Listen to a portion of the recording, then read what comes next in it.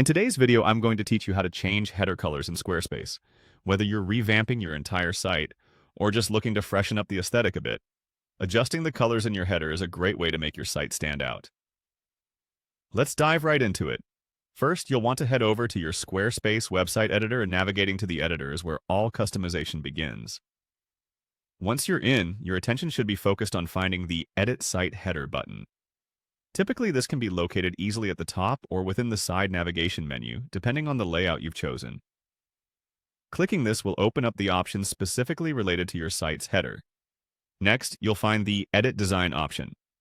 This option will present you with a variety of design elements you can change, including our main focus today: color adjustments. Once you're there, click on the Color section. This is where you'll have the opportunity to play around with different color schemes and see what works best for the look and feel you're aiming for. Moving forward, you want to select the Background Color option. This is the base of your header's color.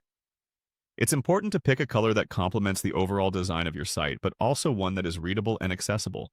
Choose wisely to ensure that the text remains legible against your color of choice. Once you've selected a satisfactory background color, you have the option to delve into even more personalization by clicking on the Custom button. This feature is fantastic because it allows you to fine-tune the exact color gradients, giving you ultimate control over the visual aspect of your header. For those who desire even more customization, consider adjusting the opacity setting, which you'll find in the same menu. Altering this to 0 is a useful tip if you'd like your header to blend seamlessly with the rest of the page, creating a minimalist look. Just keep in mind that reducing opacity can affect the visibility of text, so adjust accordingly.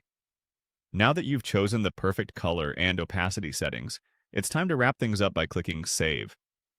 This ensures that all the changes you've made are applied and visible on your live website.